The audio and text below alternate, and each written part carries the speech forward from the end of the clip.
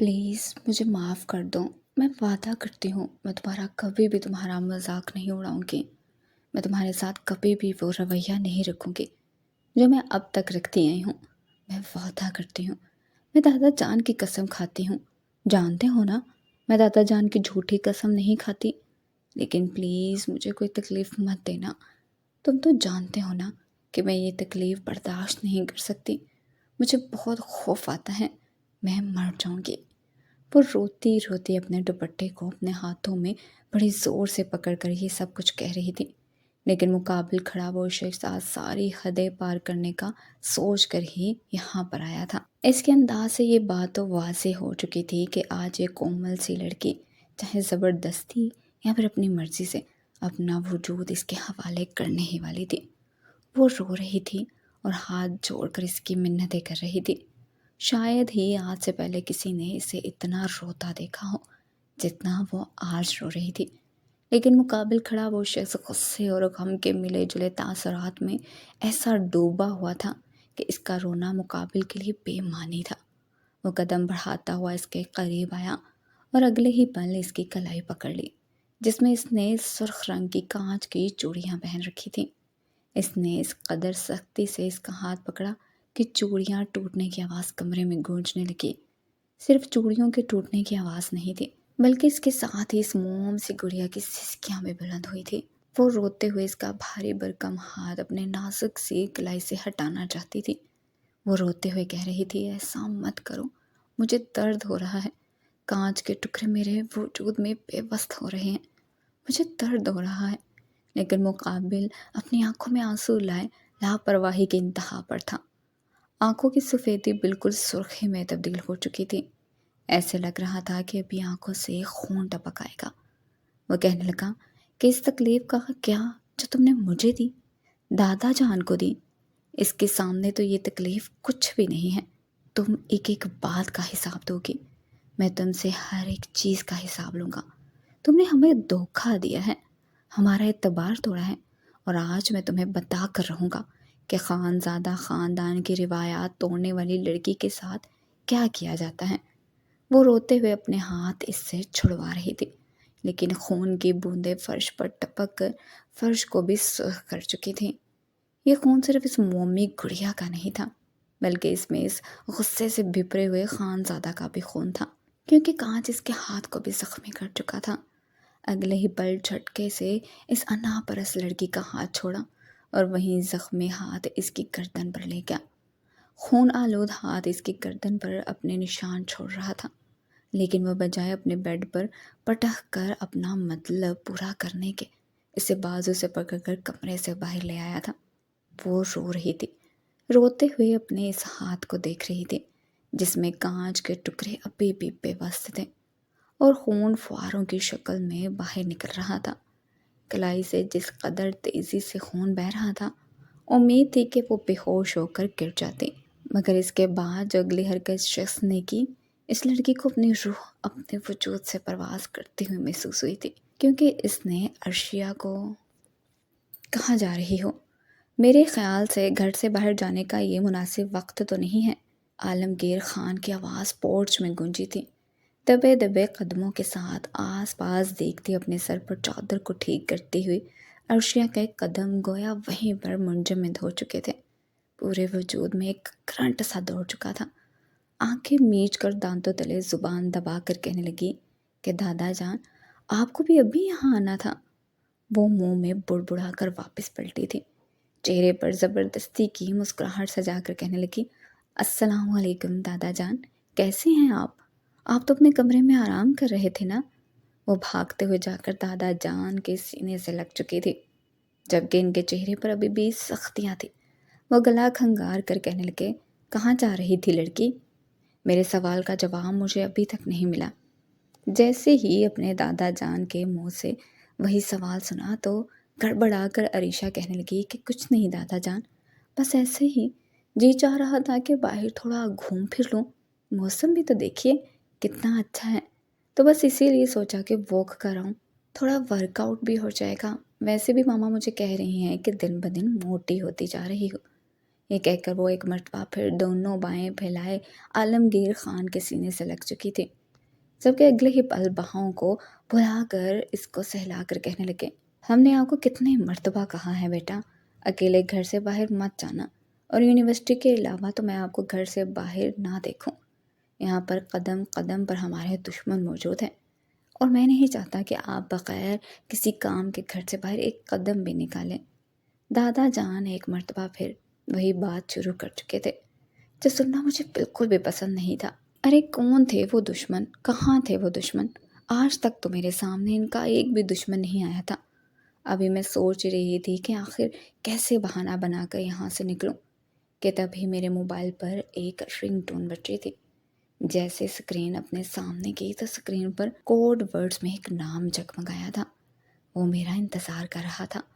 آج میں اس سے ملنے کا وعدہ کر کے آئی تھی، لیکن کیسے جاتی؟ عین موقع پر دادا جان نے آ کر سارا پلان خراب کر دیا تھا۔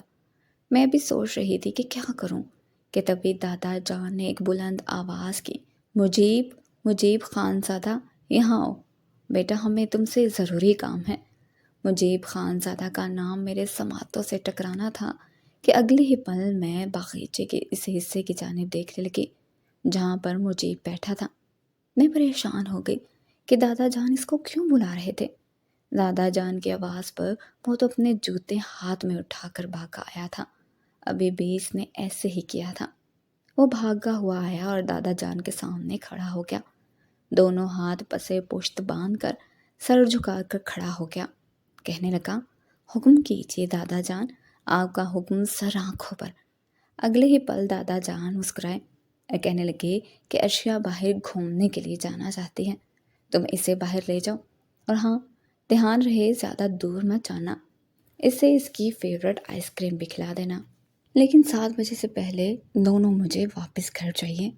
اتنا کہہ کر دادا جان لاؤنج کی طرف بڑھ چکے تھے، جبکہ میں تو خون خوار نظروں سے مجیب کو دیکھنے لگی۔ ایک سیکنڈ کی بھی دیری کیے بغیر میں آگے بڑھی اور انگلی اٹھا کر اسے تنبیہ کرتے ہوئے کہنے لگی، خبردار جو تم نے میرے ساتھ جانے کی کوشش بھی کی تو تم جیسے ان پڑھ جاہل گوار کو میں کبھی بھی اپنے ساتھ نہیں لے کر جاؤں گی، سمجھے تم؟ میرے ساتھ جانے کے لیے تمہارے پاس کوئی ڈھنگ کا سوٹ بھی نہیں ہے۔ تم اگر میرے ساتھ چلے گئے اور خدا نخواستہ کسی کو پتہ چل گیا کہ تم میرے دادا کے ہی پوتے ہو، میرے چھوٹے چچا کے بیٹے ہو، تو جانتے ہو میری کتنی بے عزتی ہو جائے گی۔ نہ تمہارا کوئی سٹائل ہے، نہ تم ڈھنگ سے چل پھر سکتے ہو، بولنے تک کا تو تمہیں پتہ نہیں ہے۔ میرے ساتھ جانے کی غلطی کبھی مت کرنا، سمجھے؟ میں اسے ہمیشہ کی طرح سنا رہی تھی، اور آواز بھی دادا جان کے خوف سے ہلکی رکھی ہوئی تھی کہ کہیں میری چلاتی چنگاڑتی ہوئی آواز ان کے کانوں تک نہ پہنچ جائے، کیونکہ بھلے ہی میں اپنے دادا جان کی لاڈلی تھی، ان کے جگر کا ٹکڑا تھی، مگر مجید بھی کوئی کم نہیں تھا۔ ہم دونوں ہی دادا جان کی نظروں میں خاص اہمیت رکھتے تھے۔ میری اس بات پر مجیب نے نظر اٹھا کر مجھے دیکھا۔ بلا شبہ مجیب کی آنکھیں بہت گہری تھیں۔ ایک پل کو اگر کوئی ان میں زیادہ دیر کے لیے دیکھتا تو شاید ان آنکھوں کے سحر میں مبتلا سا ہو جاتا۔ بظاہر تو کچھ خاص نہیں تھا اس لڑکے میں، لیکن پرکشش بہت تھا۔ اس نے میرے چہرے سے نظریں ہٹا کر اس سمت کی جانب دیکھا جہاں پر دادا جان جا رہے تھے۔ تبھی وہ کہنے لگا، دادا جان، یہ ارشیا آپ سے کچھ کہنا چاہتی ہے۔ اس سے پہلے کہ وہ مزید کچھ بولتا، ارشیا نے جلدی سے اپنے ہاتھ مجیب کے منہ پر رکھ دیے تھے، ایک ہاتھ اس کی گردن کے پیچھے رکھ کر وہ اسے گویا پکڑ کر سامنے منظر سے ہی غائب کر گئی۔ جب تک دادا جان نے پلٹ کر واپس دیکھا، سامنے دونوں کا نام نشان تک نہیں تھا۔ اپنا وہم سمجھ کر وہ اندر کی جانب تو بڑھ چکے تھے، جبکہ ارشیا ان سب میں یہ تو بھول ہی چکی تھی کہ وہ مجیب کے قابل اعتراض حد تک قریب آ چکی ہیں۔ اس کا پورا وجود مجیب کے وجود میں سمایا ہوا تھا، اس کی سانس پھول چکی تھی، اور پھر مجیب کے منہ پر یوں ہی ہاتھ رکھ کر کہنے لگی، کیوں دادا جان کی نظروں میں مجھے گرانا چاہتے ہو تم؟ چاہتے کیا ہو تم؟ یہ بات میری اور تمہاری ہے نا؟ جاؤ جا کر بیٹھو اپنے ان پھولوں کے پاس، میں اکیلی چلی جاؤں گی، مجھے اپنے فرینڈس کے ساتھ گھومنا ہے۔ ان سب میں وہ اس بات کو پوری طرح نظر انداز کر چکی تھی کہ مجیب خان زادہ کے دونوں ہاتھ اس کی پتلی بل کھاتی کمر پر ہیں۔ اسے اپنے بے حد قریب دیکھ کر مجید خان زادہ تو اپنے پورے وجود میں کرنٹ کی لہر محسوس کر رہا تھا۔ خون کی گردش بڑی تیزی سے رگ رگ میں رواں ہو رہی تھی۔ عرشیہ کے وجود سے اٹھنے والی پرفیوم کی خوشبو مجیب کو مدہوش کر رہی تھی۔ جی چاہ رہا تھا کہ ابھی وہ ہونٹوں پر ہونٹ رکھ دے اور وہ اس کے نرم گلابی ہونٹوں پر اپنا لمس چھوڑ دے، لیکن وہ ایسا کرنے کی جسارت کر ہی نہیں سکتا تھا، کیونکہ یہ لڑکی تو پورا آسمان ہی سر پر اٹھانے کی طاقت رکھتی تھی۔ جیسے ہی عرشیہ کو اس بات کا احساس ہوا کہ وہ اس وقت مجیب کے بے حد قریب ہے، یہاں تک کہ اس کی سانسیں مجیب کے چہرے پر محسوس ہو رہی ہیں، تو فوراً وہ جھٹکا کھا کر پیچھے ہٹی تھی اور فوراً نظریں چرا گئی اور پھر کہنے لگی کہ دیکھو، میرے پیچھے آنے کی کوشش مت کرنا، میں خود چلی جاؤں گی۔ بے شک جب تک میں واپس نہیں آ جاتی تم اپنی شکل گم کر کے رکھنا، لیکن دادا جان کو کچھ بھی مت بتانا۔ اتنا کہہ کر عرشیہ تیز تیز قدم اٹھاتی گھر سے تو نکل چکی تھی، جبکہ مجید خان زادہ اپنا اولین فرض سمجھتے ہوئے سارے کام چھوڑتا عرشیہ کے پیچھے جا چکا تھا۔ اگر دادا جان اسے عرشیہ کا پیچھا کرنے کے لیے نہ بھی کہتے تو بھی وہ اس کے پیچھے ضرور جاتا، کیونکہ شاید دادا جان کے بعد مجیب خان زادہ ہی تھا جو عرشیہ پر جان چھڑکتا تھا۔ پوری دنیا میں شاید ہی کوئی عرشیہ سے اتنی محبت کر پاتا جتنا مجیب خان زادہ کرتا تھا، مگر اس سے کہاں خبر تھی کہ آگے جا کر اسے جو کچھ دیکھنے کو ملے گا اس کے تو ہوش اڑ کر رہ جائیں گے۔ جس پل عرشیہ گھر سے باہر نکلی تو کچھ فاصلے پر مجیب بھی ایک فاصلہ رکھتے ہوئے اس کے پیچھے ہی جانے لگا تھا۔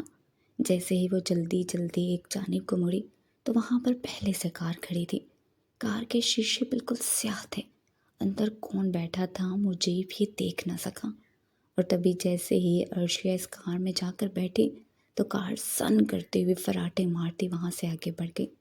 یہ منظر دیکھ کر مجیب کو شک ہوا تھا۔ عرشیہ نے تو کہا تھا کہ وہ اپنے دوستوں کے ساتھ جا رہی ہے، مگر اس کار میں تو صرف ایک ہی شخص تھا جو فرنٹ سیٹ پر بیٹھا ہوا تھا، اور یقیناً وہ کوئی لڑکی نہیں تھی۔ وہ فوراً واپس گھر کی طرف آیا اور اپنا موٹر سائیکل لے کر اس کے پیچھے چلا گیا۔ گاڑی کا نمبر اسے یاد تھا، جانتا تھا کہ ٹاؤن سے نکلنے کے بعد روڈ کچا آ جاتا ہے، اس لیے گاڑی کو اپنی سپیڈ سلو کرنی تھی۔ مجیب کی سوچ کے مطابق اس وقت وہ کچی سڑک پر پہنچا تو وہ کار اسے وہیں پر مل چکی تھی۔ کار کا پیچھا کرتے کرتے وہ ایک ریسٹورنٹ تک بھی آ چکا تھا۔ ذہن میں کئی طرح کے وسوسے تھے، پھر بھی وہ یہی سوچ رہا تھا کہ ہو سکتا ہے عرشیہ یہاں پر اپنی سہیلیوں کے ساتھ ملنا چاہتی ہو۔ مگر جیسے ہی پارکنگ میں جا کر گاڑی رکی تو گاڑی سے جو شخص اترا مجیب کے تو ہوش اڑ کر رہ چکے تھے۔ یہ تو ایک لڑکا تھا، ہنستا ہوا پہلے خود گاڑی سے اترا اور پھر عرشیہ کی طرف کی کھڑکی کھولی تھی۔ جیسے ہی عرشیہ کار سے اتری تو اسی پل بغیر ڈرے اور جھجکے اس لڑکے نے عرشیہ کے کاندھوں پر اپنا ہاتھ رکھ دیا اور دائیں ہاتھ سے اس کے بالوں کی ایک لٹ کو اپنی انگلی پر گھما کر نہ جانے اسے کیا کہنے لگا کہ عرشیہ بھی ہنسی تھی، چہرے پر حیا کی لالی چھانے لگی تھی۔ وہ کار سے ٹیک لگائے کھڑی تھی اور وہ اس پر جھکا ہوا تھا۔ یہ منظر مزید دیکھنا مجیب کے بس کی بات نہیں تھی، یہ بات اس کے غیرت پر آئی تھی۔ وہ مجیب خان زادہ تھا، اور خان زادہوں کی لڑکی ایسا کرنے کے بارے میں سوچ بھی کیسے سکتی تھی۔ تیز تیز قدم اٹھاتا مجیب خان زادہ آگے بڑھا، اور جیسے ہی آگے بڑھ کر وہ اس لڑکے کو تھپڑ مارنے لگا تو وہ ہاتھ عرشیہ روک چکی تھی۔ اسے تو لگا تھا کہ عرشیہ جب اسے وہاں پر دیکھے گی تو خوف سے تھر تھر کانپنے لگے گی۔ آخر کو وہ اس کا چچا زاد تھا، پر چچا زاد نہیں تھا بلکہ بچپن کا منگیتر بھی تھا، مگر بجائے ڈرنے کے وہ تو الٹا مجید کا ہی ہاتھ پکڑ چکی تھی۔ مجید کو دھکا دے کر کہنے لگی، تم ہوتے کون ہو عمران پر ہاتھ اٹھانے والے؟ تمہیں یہ حق دیا ہے کس نے؟ ان پڑھ لڑکے، کیوں میرے باپ بنتے پھرتے ہو؟ نوکر ہو نوکر بن کر رہو، مالک بننے کی کوشش مت کرو۔ مجیب خان زادہ گھر کی چار دیواری تک تو عرشیہ کے منہ سے اپنے لیے یہ الفاظ سنتا ہی آیا تھا، لیکن پلٹ کر اس نے کبھی بھی عرشیہ کو جواب نہیں دیا تھا۔ لیکن آج خیر لڑکے کے سامنے جب عرشیہ نے اسے اتنی باتیں سنائی تھی تو اس کے کانوں کی لو تک سرخ ہو چکی تھی۔ اس نے ایک حقارت بری نظر اس لڑکے پر ڈالی جو خون خوار نظروں سے اسے دیکھ رہا تھا، پھر غصے سے کہنے لگا، یہ کیا طریقہ ہے؟ تم کیا کر رہی تھی؟ تم جانتی بھی ہو کہ اگر دادا جان کو پتہ چل گیا تو ان کے دل پر کیا گزرے گی۔ میں تمہارا منگیتر ہوں، سمجھی؟ تمہیں دادا جان نے اتنی ڈھیل اس لیے تو نہیں دی تھی، تم پر اعتبار اس لیے تو نہیں کیا گیا تھا کہ تم یہ سب کرتی پھرو۔ وہ کسی طرح عرشیہ کو سمجھانا چاہتا تھا، لیکن عرشیہ تو ہتھے سے ہی اکڑ چکی تھی، اور پھر وہ خود عمران کا ہاتھ پکڑ کر کھڑی ہو چکی تھی۔ اس میں ذرا بھی تمیز نہیں رہی تھی کہ مجیب خان زادہ اس سے عمر میں 3 سال بڑا تھا، اس کے چچا کا بیٹا ہے، اس کے خاندان کا لڑکا ہے۔ نہ جانے وہ مجیب خان زادہ کو اس قدر کمتر کیوں سمجھتی تھی کہ اپنے بوائے فرینڈ کے سامنے اسے ذلیل کرنے لگی، اور پھر مجیب کو وہیں چھوڑ کر اندر ریسٹورنٹ میں جا چکی تھی۔ ایک گہری سانس تھی جو مجیب خان زادہ نے خارج کی تھی۔ ایک مرد کے لیے یہ سب کچھ سہنا برداشت کرنا بالکل بھی آسان نہیں ہوتا، اور جس پر وہ جان نچھاور کرتا ہو، اس سے اس قدر محبت کرتا ہو، اس کے سامنے اظہار بھی نہ کر پاتا ہو، پھر اسی محبت کو کسی اور کے ساتھ دیکھنا، اور وہ بھی اس قدر محبت اور پیار سے دیکھنا، یقیناً مر جانے کے مترادف ہوتا ہے۔ کچھ ایسے ہی حالت مجیب خان زادہ کی بھی تھی، جو منہ سے تو کچھ نہیں بول رہا تھا، وہیں باہر ہی ایک طرف کیاریوں کے پاس وہ زمین پر بیٹھ چکا تھا۔ آنکھوں میں آنسو آئے تھے، بے بسی کے آنسو، معصومیت کے آنسو۔ کاش وہ بھی تیز ترار ہوتا، کاش وہ بھی زیادہ پڑھ لکھ لیتا۔ یہ کاش ہی لفظ تھے جن سے مجید خان زادہ کی زندگی بھری ہوئی تھی۔ شاید وہ اپنی ماں کا اکلوتا اور لاڈلا بیٹا تھا، جس طرح اس کی ماں معصوم تھی، شریف تھی، لوگوں کے سامنے بات کرنا اور اپنا حق لینا نہیں آتا تھا، ٹھیک ویسے ہی وہ بھی تھا۔ مجیب خان زادہ کو اس کی ماں نے بے حد لاڈ پیار سے پالا تھا، بس آخری سہارا، آخری نشانی ہی ان کے پاس مجیب خان زادہ تھا۔ یہی وجہ تھی کہ کبھی بھی اپنی نظروں سے اوجھل نہیں ہونے دینا چاہتی تھی، نہ ہی زیادہ دیر باہر لڑکوں کے ساتھ اٹھنے بیٹھنے دیا۔ بس دادا جان کی سپورٹ تھی، اس کی تربیت کا ذمہ لیا تھا۔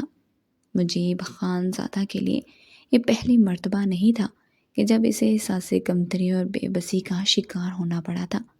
مجیب خان زادہ کی ماں رضیہ خاتون اور والد جہانگیر خان زادہ نے بھاگ کر شادی کی تھی۔ مجیب کے ننہال والے تو جہانگیر خان زادہ کے رشتے کے لیے رضامند ہو چکے تھے، مگر جس وقت عالمگیر خان کے ساتھ مجیب کے والد نے اپنے رشتے کی بات کی تو عالمگیر خان مان چکے تھے۔ کہنے لگے کہ میرا بیٹا خاندان کی جس لڑکی سے کہے گا اس کی شادی وہاں پر کروا دی جائے گی۔ لیکن اصل معاملات اس وقت بگڑا جب جہانگیر خان زادہ نے اپنی پسندیدگی ظاہر کرتے ہوئے کہا کہ وہ خان زادہ خاندان سے تعلق نہیں رکھتی۔ ابا جان، وہ تو ہماری برادری سے باہر کی ہے، پنجابی لڑکی ہے، لیکن بہت اچھی ہے، ہمارے خاندان کی ریت رواجوں کو اچھے سے نبھا سکے گی۔ جس پل جہانگیر خان زادہ نے یہ سنا تو اگلے ہی پل آگ بگولا ہو چکے تھے، اپنی نشست سے فوراً اٹھے تھے اور غصے سے چلا کر بولے تھے کہ کیوں ہماری روایات توڑنا چاہتے ہو؟ صاف الفاظ میں پہلی اور آخری مرتبہ تمہیں بتا دینا چاہتا ہوں کہ تمہاری شادی صرف اور صرف خاندان میں ہی ہوگی۔ اگر خاندان سے باہر تم نے لڑکی سے شادی کرنی بھی ہے اور میری بات نہیں ماننا چاہتے ہو تو ٹھیک ہے، اگلی صبح مجھے اس گھر میں نظر مت آنا۔ اب تم یا اس لڑکی کو رکھو یا پھر ہمیں۔ جہانگیر خان زادہ نے اپنے والد کو منانے کی بہت کوشش کی تھی، لیکن جس وقت وہ اس کے پاس اور رضیہ خاتون کے رشتے کے لیے نہ مانے چپ چاپ انہوں نے اپنی ساری دولت، سارا خاندان چھوڑنے کا فیصلہ کیا تھا۔ وہ ایک رات گھر سے ایسے نکلے کہ دوبارہ کبھی لوٹ کر نہ آئے۔ اپنی محبت کی خاطر وہ رضیہ خاتون کے ساتھ نکاح کر کے ایک عام سے محلے میں، عام سے گھر میں رہنے لگے۔ محنت کی 2 وقت کی روٹی کمائی اور اسی میں ہی خوش ہو کر وہ اپنا آشیانہ بسائے ہوئے تھے۔ پھر شادی کے 1 سال بعد ہی اللہ تعالیٰ نے انہیں مجیب خان زادہ سے نوازا تھا، جو بالکل اپنے والد کا ہی ہم شکل تھا۔ وقت یوں ہی گزرتا رہا۔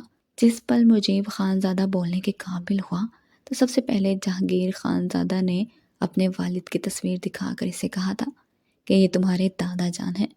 سب سے پہلے اسے دادا جان کا نام ہی سکھایا تھا، ان کی پہچان کروائی تھی، اور پھر ایک روز رضیہ خاتون کے ہی کہنے پر وہ تینوں خان زادہ حویلی میں جا پہنچے تھے۔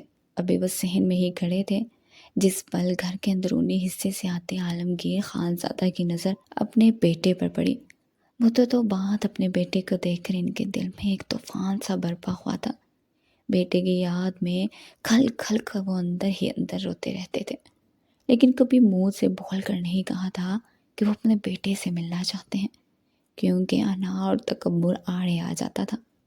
شاید وہ بیٹے اور بیٹے کے ہاتھ میں موجود اپنے پوتے کو گلے لگا بھی لیتے، لیکن جب ان کی نظر موجود رضیہ خاتون پر پڑی تو غصے سے آگ بگولا ہو چکے تھے، کیونکہ ان کے بیٹے نے ان کی بھری خاندان میں بدنامی کروائی تھی۔ جہانگیر خان زادہ کا رشتہ عالمگیر خان نے اپنی بہن کی بیٹی سے طے کیا ہوا تھا، لیکن جس وقت گھر چھوڑ کر جہانگیر خان زادہ گیا تو ساری بے عزتی عالمگیر خان کو سہنا پڑی تھی۔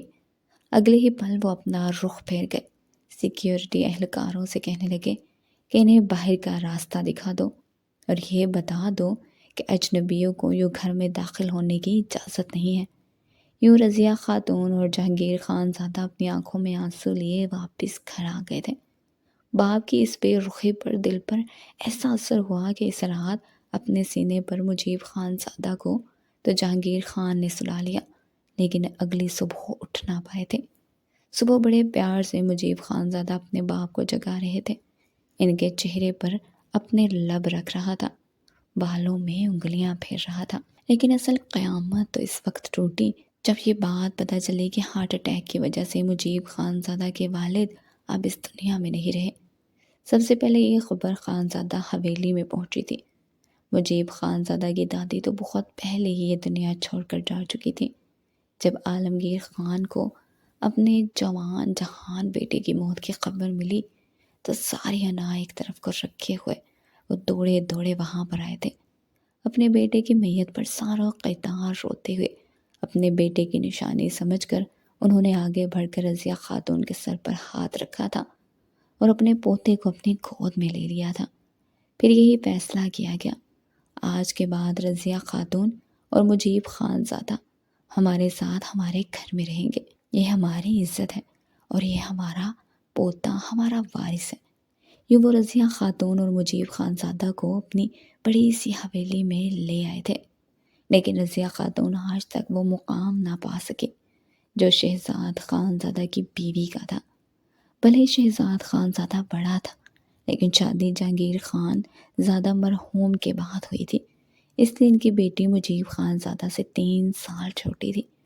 رضیہ خاتون گھر میں آنے کے چند دن بعد تک تو ایک جانب کو بیٹھ کر روتی رہی، شوہر کو یاد کرتی رہی، مگر بھابھی نے اگلے ہی روز سے انہیں کچن کا راستہ دکھایا تھا اور ہر بار یہی بات کر کر کے انہیں کم تر اور بے بس کر دیا تھا کہ تم لوگوں کو ترس کھا کر یہاں پر لایا گیا ہے، تم خانزادہ خاندان کی بہو نہیں ہو، بے شک تمہارا بیٹا اس خاندان کا وارث کہلایا جائے گا، مگر یہ بات یاد رکھنا تمہارا بیٹا تم جیسی کم سات ماں کی ہی اولاد ہے، تم ہمارے خاندان کے جیسے کبھی نہیں بن سکتی، ویسے تمہارا بیٹا بھی خانزادہ کا خون نہیں ہو سکتا۔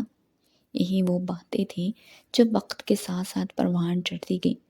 اب تو رضیہ خاتون ملازموں کے ساتھ مل کر کام کاج کیا کرتی تھی اور گھر کے چھوٹے موٹے کام، باغیچے کے کام یا پھر باہر کے کام بھی مجیب خان زادہ کو کرنے کے لیے کہے جاتے، جیسے یہ کام کرنا ان کی ذمہ داری ہو۔ اب تو ان کے خون میں ہی شفاعت شامل ہو چکی تھی کہ اگر ملازم نہیں ہے تو کیا ہوا، یہ کام دونوں ماں بیٹا خود بھی تو کر سکتے ہیں۔ وقت کے ساتھ ساتھ جیسے جیسے عرشیہ خان زادہ نے ہوش سنبھالا تھا تو اس کی ماں نے اس کے ذہن میں بھی یہی پاپڑ بیلنا شروع کر دیے تھے۔ یہی وجہ تھی کہ وہ نہ بچپن میں مجید کے ساتھ کھیلی، نہ اس سے بات چیت کرتی تھی، بلکہ اسے اپنا نوکر ہی سمجھتی تھی، یا پھر خود سے کم تر ہی سمجھنا اسے سکھایا گیا تھا۔ بچپن میں ایک مرتبہ اپنے دادا جان کو اپنی ماں سے یہ کہتے ہوئے مجیب خان زادہ سن چکا تھا کہ عرشیہ کی شادی مجیب خان زادہ سے ہوگی۔ رضیہ خاتون بھی سر جھکا کر کہہ چکی تھی کہ آپ بڑے ہیں، آپ جو فیصلہ کریں گے ہمیں وہی فیصلہ منظور ہے۔ تب سے ہی مجیب خان زادہ اس بات کو اپنے دل میں سمائے ہوئے تھا کہ عرشیہ صرف اور صرف اس کی ہے، جیسے بھی، لیکن وقت آنے پر سدھر جائے گی، مگر آج وہ بے بسی سے پارکنگ میں ایک جانب بیٹھا اپنی آنکھوں میں آنے والے آنسوؤں کو روک نہیں پا رہا تھا۔ ساروں زار آنسو اس کی آنکھوں سے نکل رہے تھے۔ کیوں تھا وہ اتنا بے بس؟ اس کی ماں نے اسے لڑنا کیوں نہیں سکھایا تھا؟ آخر وہ کیوں نہیں ویسا روپ دکھا سکتا تھا جیسا کہ باقی مرد دکھاتے ہیں؟ کیا عرشیہ کو معلوم نہیں کہ میری عزت کیا ہے؟ مجیب یہی سوچ سوچ کر ایک گہری سانس خارج کر گیا۔ اس کے لیے یہ برداشت کرنا بالکل بھی آسان نہیں تھا۔ اس کی کزن، اس کے گھر کی عزت، اس کی ہونے والی بیوی کسی خیر کے ساتھ یوں وقت گزارے۔ وہ اگلے ہی پل اٹھا اور سیدھا اس ریسٹورانٹ میں چلا گیا۔ شاید ہی آج سے پہلے اسے کبھی اتنا غصہ آیا ہو جتنا آج آیا تھا۔ وہ چلتا چلتا سیدھا وہاں پر گیا جہاں پر عرشیہ اور اس کا وہ بوائے فرینڈ بیٹھے ہاتھوں میں ہاتھ لیے بات کر رہے تھے۔ بغیر ایک لمحے کی بھی دیری کے مجیب خان زادہ نے آگے بڑھ کر عرشیہ کا ہاتھ پکڑا تھا اور غصے سے اسے گھسیٹتے ہوئے ریسٹورنٹ سے باہر جانے لگا۔ وہ چلا رہی تھی، اپنا ہاتھ چھڑوانے کی کوشش کر رہی تھی، یہاں تک کہ اس کا بوائے فرینڈ بھی بیچ میں آیا، لیکن مجیب خان زادہ کا ایک ہی مکہ اس کا جبڑا توڑ چکا تھا۔ اس نے وہاں پر ٹیکسی بلوائی اور اس میں عرشیہ کو بٹھا کر لے جانے لگا۔ وہ چلا رہی تھی، شور مچا رہی تھی، کہنے لگی میں پولیس کو خبر کروں گی۔ تم ہوتے کون ہو میرے ساتھ زبردستی کرنے والے؟ یہاں تک کہ ٹیکسی ڈرائیور بھی پلٹ کر پیچھے دیکھنے لگا کہ آپ میڈم کو زبردستی کیوں لے کر جا رہے ہیں؟ کیا لگتی ہے آپ کی؟ جواب میں مجیب خان زادہ بولا تھا کہ میری ہونے والی بیوی ہے، چپ کر کے گاڑی چلاؤ۔ خانزادہ حویلی تک جانا ہے۔ پہلی مرتبہ مجیب خانزادہ کو اتنا بولتا دیکھ کر عرشیہ کے تو ہوش اڑے تھے۔ آج سے پہلے اس نے اتنی بلند آواز مجیب خانزادہ کی نہیں سنی تھی۔ ہونے والی بیوی؟ اس نے زیر لب یہ جملہ دہرائے تھے۔ کہنے لگی تم ہوش میں تو ہو؟ کس نے کہا ہے میں تمہاری ہونے والی بیوی ہوں؟ شکل دیکھی ہے تم نے اپنی؟ اپنا پہننا اوڑھنا دیکھا ہے تم نے؟ تم کہیں سے بھی میرے ساتھ میل نہیں کھاتے اور اس طرح کے خواب دیکھ رہے ہو؟ چھوڑو مجھے۔ مگر مجیب خان زادہ غصے بھری نظروں سے اسے دیکھ کر بولا تھا اب اگر دوبارہ تمہارے منہ سے مجھے ایک بھی لفظ سنائی دیا تو میں تمہارا وہ حشر کروں گا کہ تم سوچ بھی نہیں سکتی۔ گاڑی والا تو آگے گاڑی چلانے میں مصروف تھا، لیکن پھر بھی عرشیہ کا چلانا بند نہ ہوا تو وہ اگلے ہی پل دونوں ہاتھوں سے عرشیہ کا چہرہ پکڑ کر وہ اپنے لب اس کے لبوں پر رکھ چکا تھا۔ ساری آواز دم توڑ چکی تھی۔ عرشیہ تو ایسی کیفیت میں تھی کہ وہ تو سمجھ میں نہیں پا رہی تھی کہ اچانک اسے ہو کیا رہا ہے۔ وہ مجیب کو خود سے دور کرنے لگی، لیکن جب تک مجیب دور ہوا عرشیہ کا سانس کافی اکھڑ چکا تھا۔ پھر سرگوشی نما انداز میں اتنا ہی کہا تھا کہ اب بھی اگر تم نے خاموشی اختیار نہ کی تو پھر دیکھنا اس سے بھی بڑی سزا دوں گا۔ عرشیہ کو تو جیسے سانپ سونچ چکا تھا۔ وہ منتیں کرتے ہوئے انداز میں آخر کار بول پڑی تھی کہ پلیز دادا جان کو کچھ مت بتانا، لیکن جواب میں مجیب جھٹک گیا۔ خانزادہ حویلی کے باہر پہنچنے کے بعد اس نے دوبارہ عرشیہ کا ہاتھ پکڑا تھا اور سختی سے کھینچ کر گھر کے اندر لے کر آیا تھا، لیکن گھر کے اندر ایمبولینس کو کھڑا دیکھ کر دونوں کے ہی پیروں کے نیچے سے زمین نکل چکی تھی۔ دونوں بھاگ کر آئے تھے۔ ایمبولینس اس لیے بلوائی گئی تھی، دراصل دادا جان کو ہارٹ اٹیک آ چکا تھا۔ اچانک دل کا درد پڑنے کی وجہ سے وہ گر چکے تھے۔ سب کچھ بھول بھال کر سارے لوگ ہسپتال پہنچ گئے، مگر دادا جان کے بارے میں ڈاکٹر نے یہ کہا کہ وہ اب زیادہ دیر تک زندہ نہیں رہ سکیں گے، جس پر مجیب خان زادہ اپنے دادا سے ملنے کے لیے کمرے میں گیا تھا تو وہ لڑکھڑاتی ہوئی آواز میں دادا جان نے اپنے خاندانی وکیل کا نمبر دیا تھا۔ وہ رو رہا تھا، دادا جان کا ہاتھ پکڑ کر بیٹھا ہوا تھا، لیکن وہ اسے سمجھا رہے تھے۔ جب تک ان کا بڑا بیٹا وہاں پر پہنچا تب تک بہت دیر ہو چکی تھی۔ دادا جان کی آخری سانسیں تھیں اور بیٹے کو دیکھ کر یہ بولے تھے کہ میری وصیت کو ضرور پورا کرنا، میری بہو اور میرے پوتے کی امانت ہے۔ اتنا کہہ کر دادا جان نے ہچکی لی تھی۔ کلمہ شہادت ان کی لبوں پر آیا تھا اور ان کی روح پرواز کر چکی تھی۔ دادا جان کے اچانک چلے جانے پر سب کے ہی دل بجھے ہوئے تھے اور عرشیہ خان زادہ کا رو رو کر برا حال تھا، کیونکہ سب سے زیادہ اس سے محبت ہی دادا جان کرتے تھے۔ جبکہ مجیب خانزادہ بھی ایک جانب کو بیٹھا تھا، رو رہا تھا۔ پھر کوئی اسے کام کہہ دیتا تو وہ اٹھ کر کرنے کے لیے چل پڑتا۔ دھیرے دھیرے سب کو سنبھلنے میں وقت لگا تھا۔ جیسے ہی دادا جان کا 40واں گزرا تو سب مل کر قبرستان میں دادا جان کی قبر پر پھول رکھنے کے لیے گئے تھے۔ فاتحہ خوانی کروائی گئی، باقاعدہ غریبوں میں لنگر بھی بانٹا گیا، اور پھر گھر آنے کے بعد جو بات عرشیہ کے والد نے کہی تھی، عرشیہ کے تو ہوش اڑ چکے تھے۔ کہنے لگی کہ مجھے اب اپنے باپ کی وصیت پر عمل کرنے میں دیر نہیں کرنی چاہیے۔ وکیل بھی آ چکا تھا، وصیت سنا چکا تھا۔ آدھی جائیداد مجیب خانزادہ کے نام تھی۔ پہلے تو عرشیہ کے والد کو مجیب سے کوئی لگاؤ نہ بھی ہوتا، لیکن اپنے باپ کی آدھی دولت اس کے نام دیکھ کر خود بخود ہی ان کے دل میں اس کے لیے بھی ایک مقام بن چکا تھا۔ مل بانٹ کر رہنے سے ہی اب یہ گھر چل سکتا تھا، بلا وجہ تکرار سے صرف گھر بکھرا ہی کرتے ہیں۔ یہی سوچ کر دھیرے دھیرے عرشیہ کے والد اور والدہ کا رویہ بھی تھوڑا بہت بدلنے لگا تھا۔ جس پل یہ بات عرشیہ کے والد نے کی کہ اگلے جمعے کو عرشیہ اور مجیب خانزادہ کا نکاح ہے، تو عرشیہ کے تو سر پر پہاڑ ٹوٹا ہوا محسوس کر رہی تھی۔ فوراً نہیں میں سر ہلانے لگی۔ سب کے سامنے اس نے انکار کیا تھا کہ میں اس مجیب سے شادی نہیں کروں گی، مجھے یہ بالکل بھی پسند نہیں، یہ میرے لائق نہیں ہے۔ مگر عرشیہ کے والد غصے سے آگے بڑھے تھے، کہنے لگے کہ مردوں میں بولنے والی تم کون ہوتی ہو؟ ہم نے تم سے پوچھا نہیں ہے، تم پر اپنا حکم صادر کیا ہے، سمجھی؟ وہ نہیں میں سر ہلاتی رہی، اپنی ماں کو بتاتی رہی کہ اس کا ایک بوائے فرینڈ ہے، وہ کسی اور کو پسند کرتی ہے، لیکن سب بے سد تھا۔ جمعے کے روز سادگی سے مجیب خانزادہ اور عرشیہ کا نکاح کر دیا گیا۔ یہ وہ روز تھا جس کا خواب مجیب خانزادہ نے برسوں سے سجایا ہوا تھا، جبکہ عرشیہ تو غصے اور بدلے کی آگ میں ایسی پاگل ہو چکی تھی کہ اس کے دل میں مجیب کے لیے نفرت پہلے سے بھی زیادہ بڑھ گئی تھی۔ وہ سوچ چکی تھی کہ کبھی بھی اپنے وجود سے اسے دسترس حاصل کرنے نہیں دے گی۔ اسے مجیب کے کمرے میں دلہن بنا کر بٹھایا گیا تھا۔ پورے کمرے کو بالکل دلہن کی طرح سجایا گیا تھا، لیکن اس سے وہاں پر گھٹن محسوس ہو رہی تھی۔ کچھ دیر بعد مجیب خانزادہ کمرے میں داخل ہوا تو اسے دیکھ کر وہ فوراً بیڈ سے اٹھ کھڑی ہوئی۔ مجیب خانزادہ اس کے ساتھ آج بڑے ہی پیار سے بات کرنے والا تھا۔ وہ اس کا ماضی بھول کر اسے اپنانا چاہتا تھا، لیکن اسے یوں بیڈ سے اٹھا دیکھ کر اس کے ماتھے پر بل پڑ گئے۔ وہ کہنے لگی کہ کر لی شادی؟ جو چاہتے تھے وہ کر لیا، مجھے میرے پیار سے دور کر دیا۔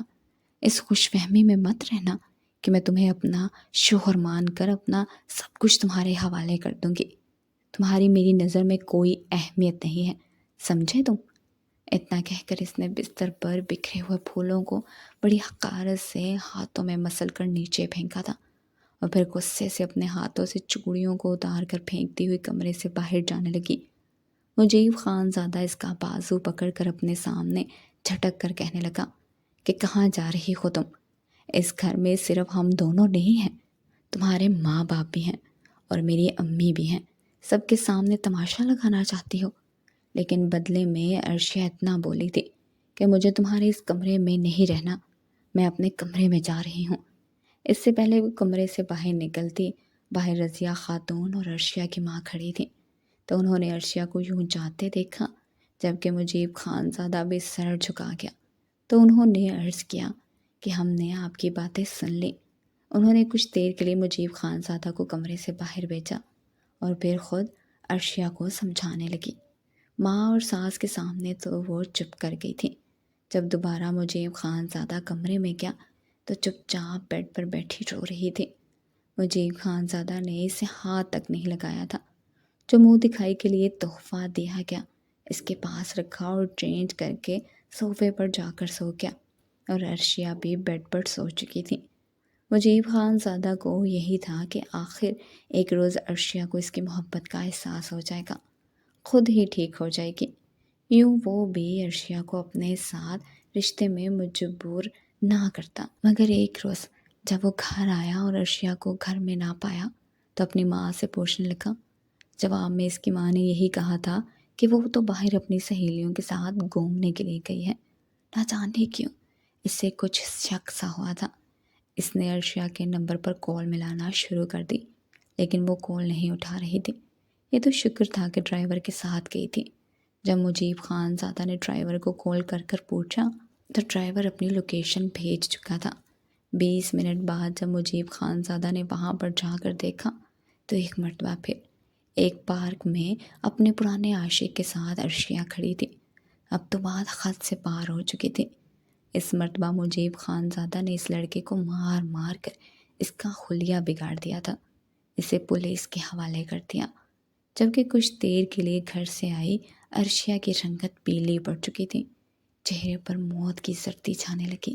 گھبرائے ہوئے وہ اسے یہ کہہ رہی تھی کہ میری کوئی غلطی نہیں ہے، میں تو بس یہاں پر باہر گھومنے کے لیے آئی تھی۔ لیکن ایک زوردار تھپڑ مجیب خان زادہ نے گاڑی میں لا کر اس کے منہ پر بھی مارا تھا۔ مارے خوف کے عرشیہ پہلی مرتبہ لرز رہی تھی۔ جس پر وہ گھر پہنچی تو سامنے کوئی بھی نہیں تھا، ورنہ عرشیہ کی حقیقت سب کے سامنے کھل کر ہی رہتی۔ مجیب خان زادہ اسے گھسیٹتے ہوئے اپنے کمرے میں لے کر گیا تھا۔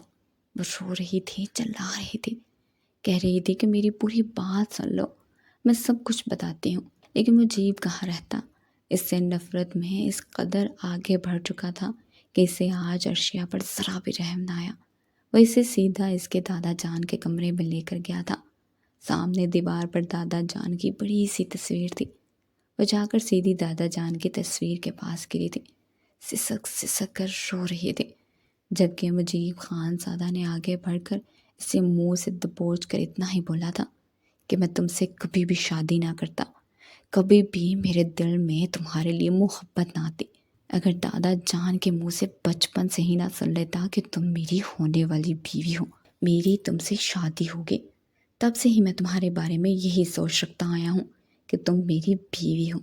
تم نے میرے ساتھ اتنی بدتمیزی کی، مجھے ذلیل کیا، لیکن میں نے کسی بھی بات کو اپنے دل پر نہیں رکھا، صرف اور صرف اس لیے کہ دادا جان نے کہا تھا کہ تم میری ہونے والی بیوی ہو۔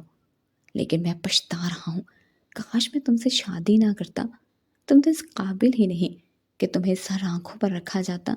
جانتی بھی ہو شوہر کے ہوتے ہوئے غیر مرد سے تعلقات رکھنے والوں کی عورت کو کیا کہا جاتا ہے۔ عرشیہ تڑپ اٹھی تھی، اپنے دونوں ہاتھوں سے اپنا چہرہ چھپا کر رو رہی تھی۔ اس کے رونے کی آواز سن کر دونوں کی مائیں وہاں پر آ چکی تھیں۔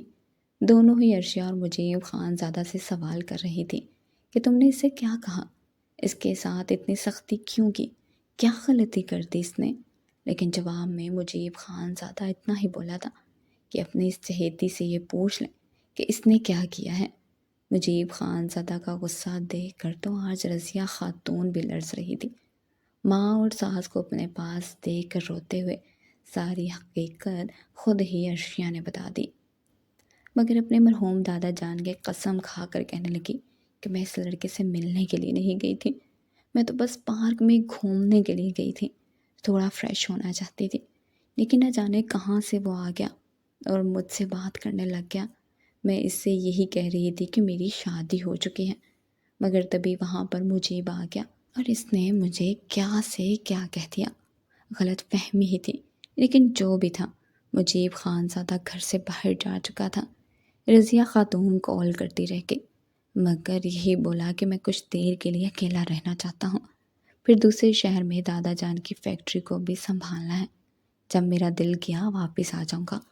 پورے 1 مہینے تک مجیب خان زادہ گھر سے باہر رہا تھا، اور اس بیچ عرشیہ کو اپنی غلطیوں کا احساس ہو چکا تھا۔ اس نے کتنا غلط کیا تھا۔ مجیب اس کا شوہر تھا، اس نے اس کا حق نہیں دیا تھا، اس کے ساتھ شروع سے لے کر اب تک اس قدر بدتمیزی کرتی آئی تھی۔ جس روز مجیب خان زادہ اپنے ماں کے ہی کہنے پر واپس آ رہا تھا، اس روز عرشیہ کو سختی سے سمجھایا گیا تھا کہ اب تم مزید ٹھیک نہیں بنو گی، تمہارا شوہر آج گھر آ رہا ہے اور ایک بیوی بن کر ہی اس کا استقبال کرنا۔ عرشیہ کے دل میں کہیں نہ کہیں مجیب کے لیے عزت اور محبت آ چکی تھی۔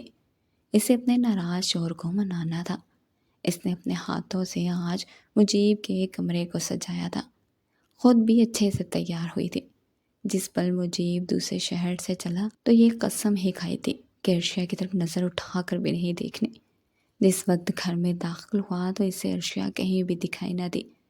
آج اس کا من پسند کھانا تیار کیا گیا تھا، جب کھانے کے لیے بیٹھا تو کھانا بہت عمدہ تھا، لیکن ذائقہ نیا تھا۔ ماں کی طرف دیکھ کر پوچھنے لگا کہ امی، کھانا کس نے بنایا ہے؟ جواب میں مسکرا کر رضیہ خاتون نے اشارہ کیا۔ سامنے تیار نئی نویلی دلہنوں کی طرح عرشیہ اس کے قریب آئی تھی، پلیٹ میں کھیر ڈال کر مجیب کے سامنے رکھی اور خود اس کے ساتھ والی کرسی پر بیٹھ گئی تھی۔ ایک پل کو تو عرشیہ کے بدلے ہوئے تیور اور اسے اتنا سجا سورا دیکھ کر مجیب ساری قسمیں بھول چکا تھا، لیکن پھر بھی اسے غصہ تھا۔ اس کی ماں اسے پہلے بتا چکی تھی کہ عرشیہ نے جان بوجھ کر اس سے بات نہیں کی، بلکہ یہ صرف اور صرف ایک غلط فہمی تھی۔ سب کے ساتھ مل کر کھانا کھانے کے بعد وہ مل کر بیٹھے باتیں کرتے رہے۔ پھر رضیہ خاتون نے خود اپنے بیٹے سے کہا تھا کہ جاؤ بیٹا، کمرے میں عرشیہ تمہارا انتظار کر رہی ہے، پرانی باتیں بھول کر جاؤ۔ تم نے عرشیہ کو جو سزا دینی تھی دے لی، اور خود کو بھی اپنی بیوی سے دور مت رکھو، میری خاطر اسے ایک موقع دے دو۔ مجیب خان زادہ نے اپنی ماں کی بات سنی تو اس کا ہاتھ پکڑ کر اپنے لبوں سے لگا چکا تھا۔ پھر جیسے ہی قدم کمرے میں رکھا تو کمرے کو سجا ہوا پا کر وہ ٹھٹکا تھا۔ سامنے بیڈ پر دلہنوں کی طرح سجی ہوئی عرشیہ بیٹھی تھی۔ بے ساختہ مجیب خان زادہ کا دل پھڑپھڑانے لگا۔ وہ جیسے جیسے آگے بڑھا خود کو روکنے کی کوشش کر رہا تھا، لیکن اس کے قدم خود بخود ہی عرشیہ کی طرف اٹھ رہے تھے۔ عرشیہ کے قریب جا کر اس نے اپنے آپ کو پھر سے جھنجھوڑا تھا۔ نہیں، وہ اتنی آسانی سے عرشیہ کو معاف نہیں کر سکتا تھا۔ جیسے ہی وہ پلٹا تو اگلے ہی پل عرشیہ اسے پیچھے سے اپنے حصار میں لے چکی تھی، اس کے ساتھ لپٹ گئی تھی۔ مجیب خان زادہ کو اپنی شرٹ بھیگتی ہوئی محسوس ہونے لگی تھی، اور عرشیہ کے آنسو اس کی کاندھوں پر جذب ہو رہے تھے۔ وہ روتے ہوئے ایک مرتبہ پھر کہہ رہی تھی کہ مجھے معاف کر دو، میں آئندہ آپ کو شکایت کا موقع نہیں دوں گی، دوبارہ مجھ سے اتنا دور مت جائیے گا، مجھے آپ سے دور رہنے کی عادت نہیں ہے، پلیز آخری مرتبہ مجھ پر اعتبار کر کے دیکھ لیں۔ اپنے سینے کی طرف آئے عرشیہ کے ہاتھ کو مجیب نے اپنے ہاتھ میں لیا تھا۔ ہاتھ اور کلائی پر ابھی بھی زخموں کے نشان موجود تھے، ٹھیک اسی ہاتھ پر چوڑیوں کے چبھنے کے نشان اس کے ہاتھ پر بھی تھے۔ اس نے عرشیہ کا ہاتھ اپنے لبوں سے لگا لیا، پھر واپس پلٹ کر عرشیہ کو دیکھا اور اپنے سینے سے لگا لیا۔ سارے گلے شکوے دھل چکے تھے، اور وہ رات ان کی زندگی کی سب سے حسین رات تھی۔ عرشیہ اور مجیب دو جسم اور ایک جان ہو کر اپنی نئی زندگی کی شروعات کر چکے تھے۔